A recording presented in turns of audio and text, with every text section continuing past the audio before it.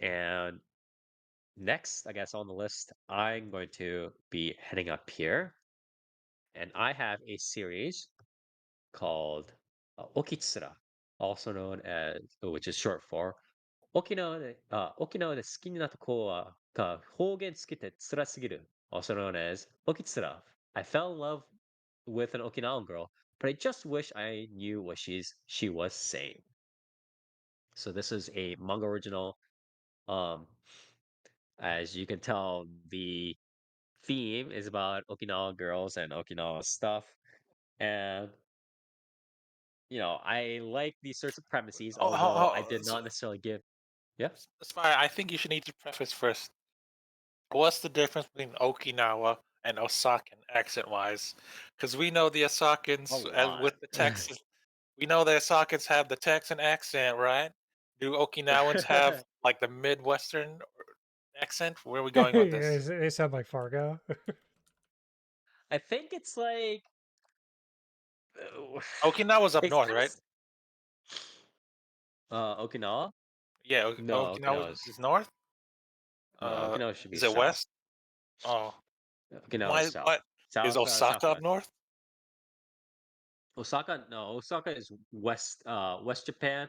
So it would be it's a little bit south of I'm Tokyo in terms of confused. like latitude, but it's like overall west. That's the Then biggest why did differential. Osakans get the Texas accent? They should get the freaking Valley Girl accent.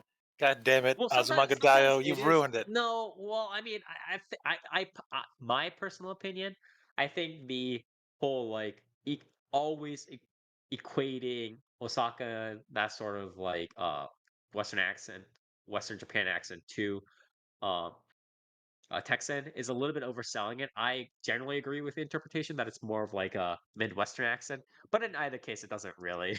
I think that's You've neither doomed us really all, here nor there. Azumagadayo. Yeah, but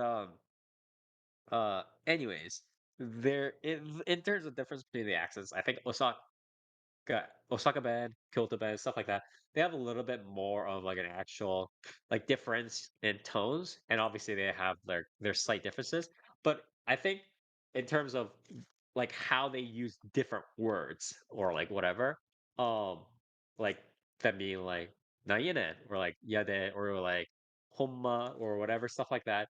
Uh, that's in my opinion, a little bit much more understandable than full on frontal Okinawan uh, accent, as you might, or dialect rather, as one might be able to tell I watching don't. the series. Because when I was like listening to the Okinawan like words coming out, I was like, what is going on? And it's kind of similar to how um, I think like the usage of the dialect is kind of similar to how it is for Koreans, I guess, with Jeju Island, and it's like similar to other like island I basic don't. dialects here and there, where there are plenty of most people that live on these islands don't really use that act dialect much beyond like maybe one or two like phrases or words, but it's like because if you the I more only know Jeju Island because I've raided there multiple times before. It's also where Neopol headquarters is. yeah, but it's like there is like an actual accent there, or like not an accent, sorry, dialect there, but it's very few people really do full frontal Okinawan dialect, Jeju dialect, kind of that sort of stuff. So So, are there any VTubers that speak Okinawan? Because the most there is an prominent one. There is actually, that's funny that you mentioned that. There is an actual Okinawan like VTuber kind of thing. Like there's a VTuber that like constantly promotes and like showcases like Okinawan's culture stuff on YouTube. I forgot what her name is, but she's pretty good to check out. But Uh, I don't the know. the I only haven't heard her do like a full Okinawan accent or anything the like only Osakan VTuber I can name off the top of my head because I watched her recently is Kikirara Vivi from Flow Glow. She's Osakan, so that. I Yeah, there's I know like Osaka. I don't know Okinawan. yeah, Osaka is relatively common, so you'll be able to hear that sort of stuff. There are obviously a lot of those people that like also come up from Osaka to the city, aka Tokyo, but you'll that's definitely a lot more common. Just even in terms of populace than Okinawa is. But yeah, excuse me, stuffy nose. But going along with Okitsura, just going real quick. It is a manga original. This is the author's first work, I believe. Uh, the author is Sora Egami, and again, this is their first work. And manga original turned into anime adaptation. The studio doing this is, drum roll please, it is Milipensi, the quote unquote less worse studio of the infamous Berserk 2016 uh reboot, car crash, dumpster fire that happened. Nuclear I say explosion. Yeah. less worse, yeah, less worse, I guess, quote unquote. Although I think they honestly ended up taking, they are actually more or less maybe responsible for the brunt of the Who the fuck problems. knows, man? I forget who headed the 3D on between Milipesi and Gemba. Was it Gemba? Gemba that headed 3D CGI? I I don't think it might have remember. been. I But don't remember. Milipensi was also infamously known for being the TQ studio. Yes, they are that studio who, quote unquote, didn't hire an art director because who needs art direction, right? uh, and after doing Berserk, they also did the Magnificent Kotobuki, which I watched and reviewed, and it had similar but not exactly as egregious 3D CG issues as did Berserk. So I guess we know who to blame, right? And the rest of the crew for the studio isn't, for this work at least, isn't listed that much, that extensively. But we generally know that it's probably the main team, the core team under Itakaki Shin, who is sort of um, the main guy, the main director at Milipensi. And obviously, again, he brought under his trusty assistant director, Tanabe Shingo, that he worked with for Berserk under him as well. And that Wow. duo is also heading this. And they're the Milipensi crew. Take it or leave it, kind of thing. That's all I can say. And I'll point out one more thing later on about them. Uh, as I do this review. So moving on to the Seiyu real quick. For the most part, it's like a kind of general mix between veterans and kind of people, like a good mix of really everybody, like uh A A plus almost S listers here. I would say maybe S listers in this day and age. And then veterans, people who are doing pretty well, newcomers, people who haven't had their kind of breakthrough yet, stuff like that. A very good mix of all those sorts of people in the Seiyu and the voice acting cast. You have the stars, the crown jewels of the cast in Kito Akari as the titular kind of like main Hina the sorry, Kan Hina, who is the main sort of Okinawa girl on the poster, as well as Fairu's Eye, who is the Higakana, who is the blonde kind of ghetto girl in uh, also in the poster art. So Fairu's Eye, Kito Akari, obviously kind of the flagships of this cast, carrying them through. But obviously you have some kind of more veterans, again, people who haven't had maybe as many stuff in the main character, voiced by Otsuka Takeo. You have some other people who again are haven't necessarily gotten their huge like breaks in Sumigirisa. I would say probably Shimoji Shino, stuff like that. And you have other veterans such as Kumagai Kentaro, who are kind of heading up the supporting cast. So a pretty good mix all around, I would say. Going on to audio visuals, opening ending real quick. Opening is done by Dai Dai Daisuki by HY. So HY is a four-person indie rock band who are actually from Okinawa. And they have Do they both have the accents? single uh Not really. Like, Lame. They not while they're should. singing, I think. Yeah, that would be pretty hilarious.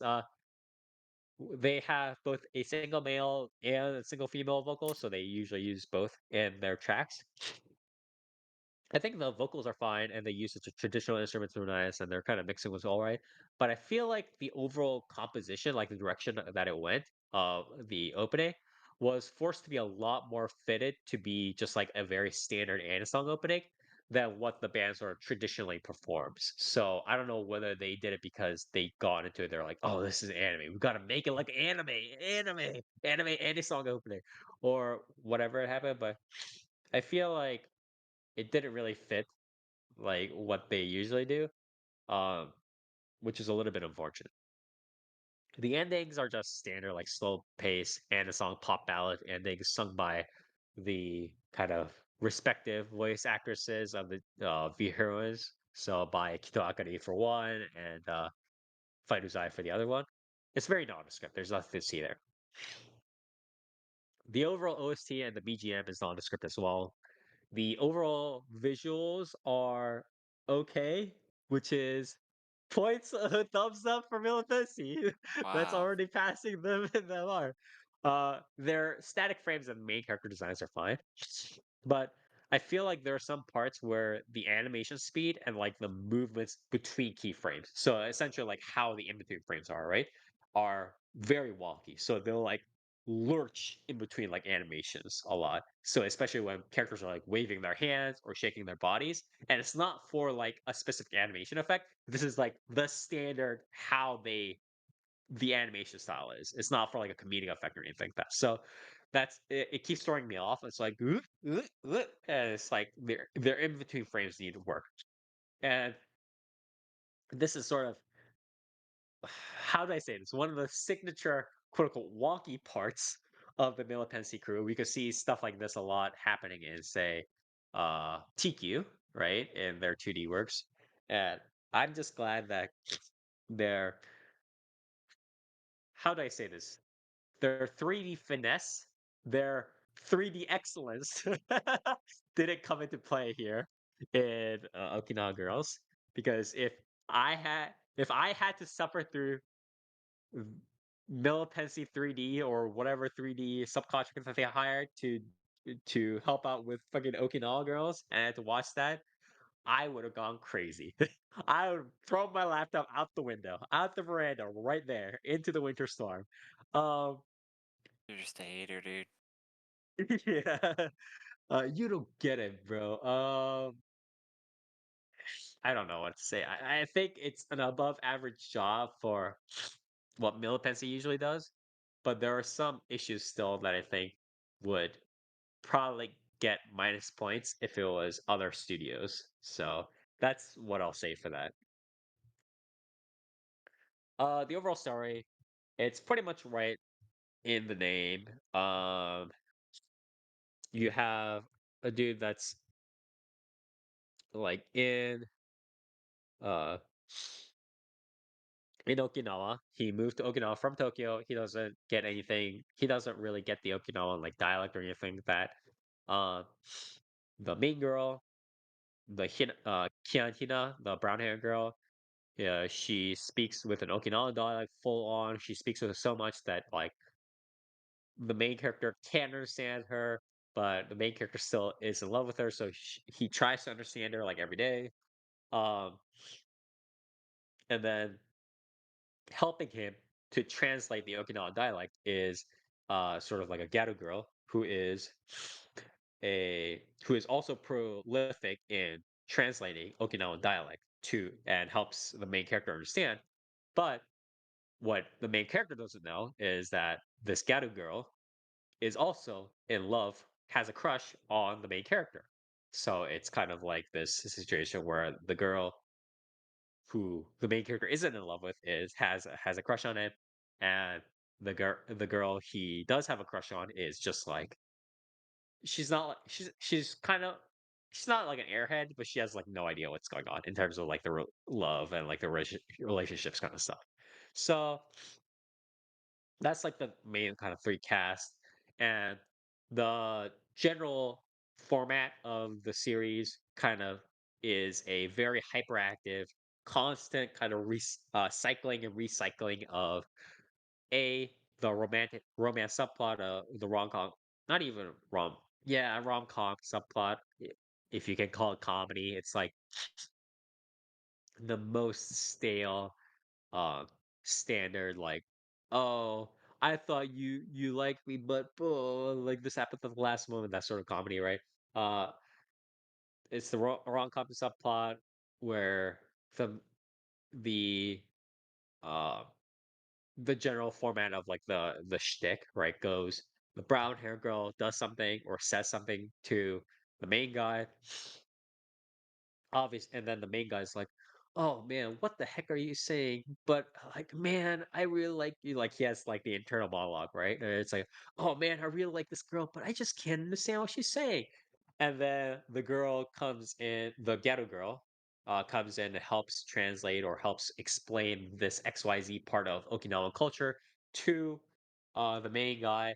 And then she like blushes or she has her own internal monologue at the end. It's like, I'm only doing this for you because I'm only saying this, or I'm only doing this for you because I really like you, blah blah. And then she gets like potentially jealous or whatever it is. So there's that romance subplot, and then the other half is obviously filling in with the Okinawan dialect.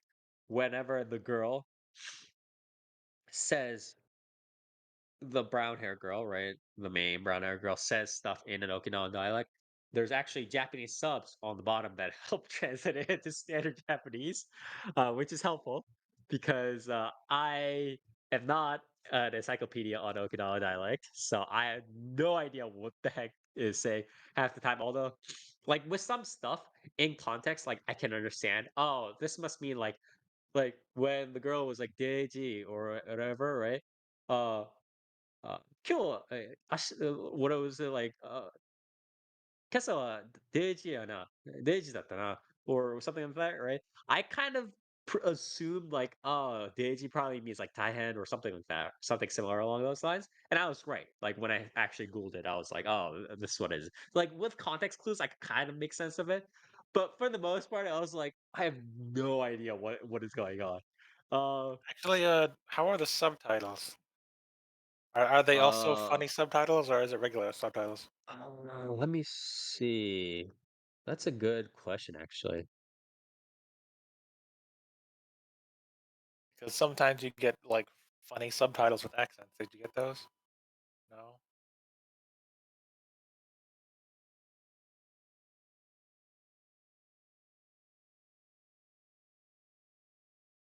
I feel like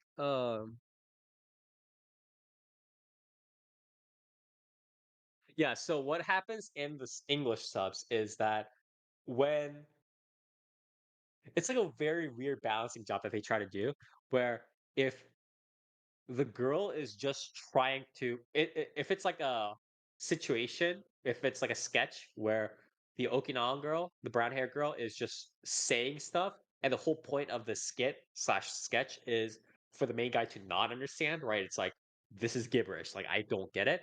Then the English subs will just have the romanization of the Okinawa dialect, like full on. It'll just be like gobbledygook in the English subs, and then the Gata girl will come in later and be like, "This is what she means." But if the Okinawan girl is actually trying to have a conversation with the main character, and like that having that conversation in the anime is like important for the viewers, then it'll be like very standard English. There won't be any like accents or like any like inflections or dialect kind of like ticks or quips added in the English sub is how I would say. So it's pretty much written out very standard when it is written out. So, um, but yeah, that's a good question. So that's how it's written in English sub. There's no like specific accent that's made equivalent to. So in the English diction.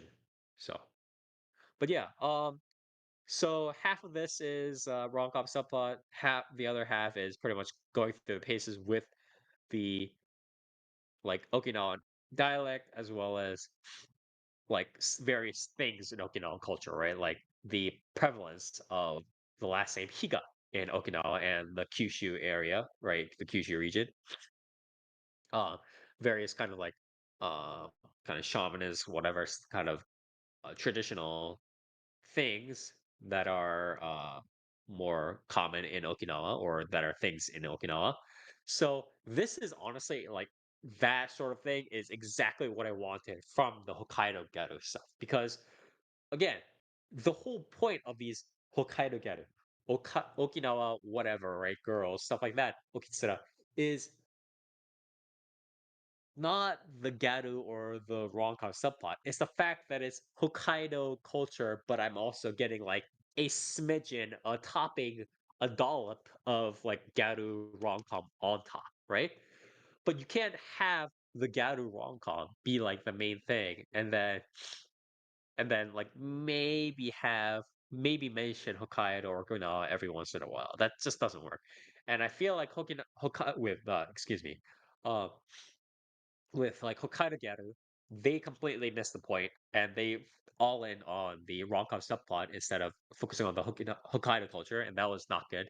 This one does a much better job in terms of focusing a little bit more on Okinawa stuff, but I think where it kind of uh is a little bit off at times is that the pacing is on this is and I mentioned before, it keeps like recycling and recycling through like showing you the romance subplots, showing you the Okinawa culture, showing you the romance subplot, showing you the Okinawa culture, kind of back and forth and back and forth and back and forth. Because the pacing of that is like very frequent, like the switch back and forth, it makes it feel like the romance subplot is a little bit um not well done or uncooked in a sense. So you'll just constantly have these like even in just one episode, right? You'll have multiple times where you'll have almost the exact same scenes of the girl being like, or the Gato girl, right? The one that has a crush on the main character, just being like doing the almost exact like blushing into, man, I'm only getting close because I'm only able to get it close because I'm able to translate Okinawa for this main character, or like I'm only doing this for you because I'm in love with you, okay? And then the issue is it's like if you pack multiple of those like very similar like rom-com scenes into as well as like the main character, right? The main character has these same like, oh, I'm in love with you, but I don't understand your Okinawan accent. And he has those very similar scenes like multiple times, even in one episode. And the issue with packing those multiple times in one episode is that it becomes very tiresome very quickly. And it also feels like it already feels like, oh, you've reached the end of the line with this sort of shtick in one episode. And that's partly because of the shtick, but I think a major portion is due to the pacing. Because what would have been better is if you had like a general Okinawa culture episode that's like spread out over the 18 minutes or however many minutes of uh an episode, but then you have maybe a smidgen of like the rom-com parts like sticking out at the beginning, at the end, maybe in the middle, a little bit stuff like that. But having a rom-com subplot pacing, not even pacing, just like a showing, a display that's like as repetitive and as um proactive as the author is in trying to show the Okinawa culture stuff is like it's too pushy. It's too pushy, and on top of that, because I know that this rom-com development isn't gonna go anywhere until like 50 chapters later, it just makes me kind of be like, okay, like why are you just showing the same thing to me over and over again? Like I know that this is not going to go anywhere. There's no point to showing me this. Like I know that no matter how many times the girl is like, "Oh, I'm only doing this for you because I like you, but I can't tell you that because blah blah blah blah blah," or like the main no matter how many times the main character goes, "Oh, I'm in like love with this girl, but oh man, Okinawan, I like this. I can't understand that." Like, no matter how much th- this repeats in one episode, I know that there's going to be essentially no character development. I know that there's essentially going to be no variant of this shtick outside of those lines, right? So there's literally no point for me to watch this, like the same thing over and over again. So I feel like this series would have been a much better watch if, again, if it had just completely slowed down the amount of times that it shows that rom-com subplot to the audience. It could have done it like maybe once, maybe twice an episode. Just place it at like the very beginning, very end, maybe or whatever. Um, and focus most of it on the three kind of going through and exploring Okinawa culture. And I think that would have made the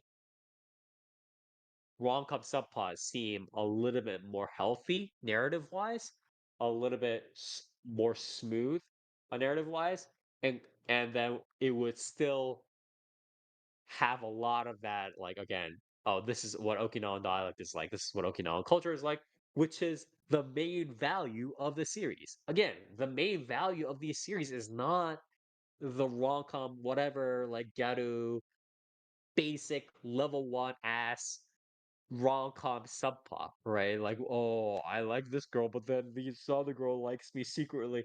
Like, if I'm gonna just watch that as the main, there are 500 other freaking billion manga series, rom-com, harem, slice of life, school, whatever series on Manga Dex or wherever that I can just read. I don't need to read Okinawa Girls or Hokkaido Girls to get that sort of rom com injection in me.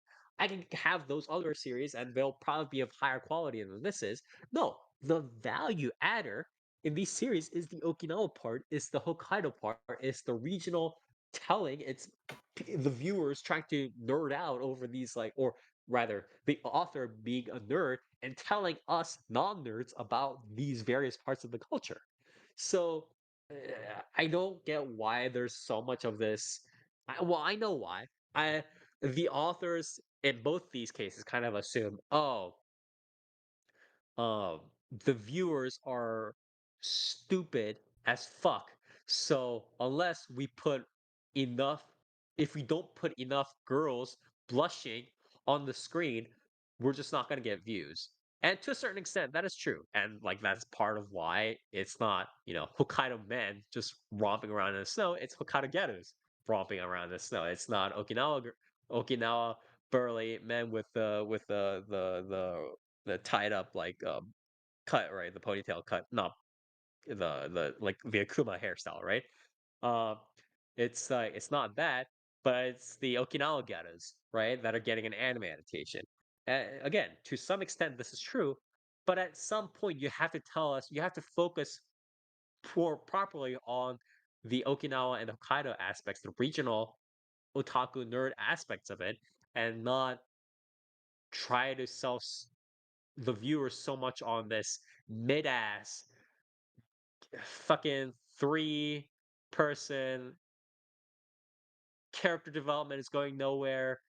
Fucking will they, won't they is going nowhere. I don't want to watch this kind of rom com subplot bullshit at like 600 miles per hour. Okay, like I don't need to watch that. Um, I will watch it. Just drip feed it to me. I don't need to have it be the main.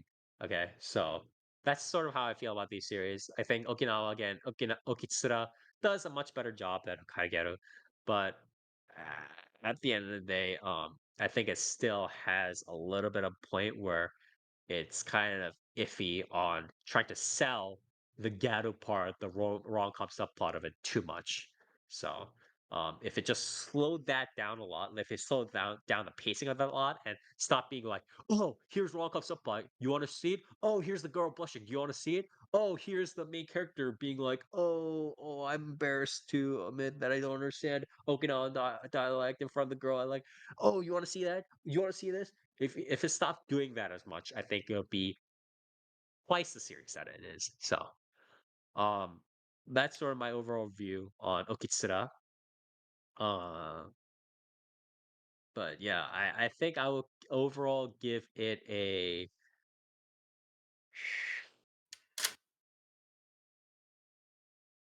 5.5 out of 5.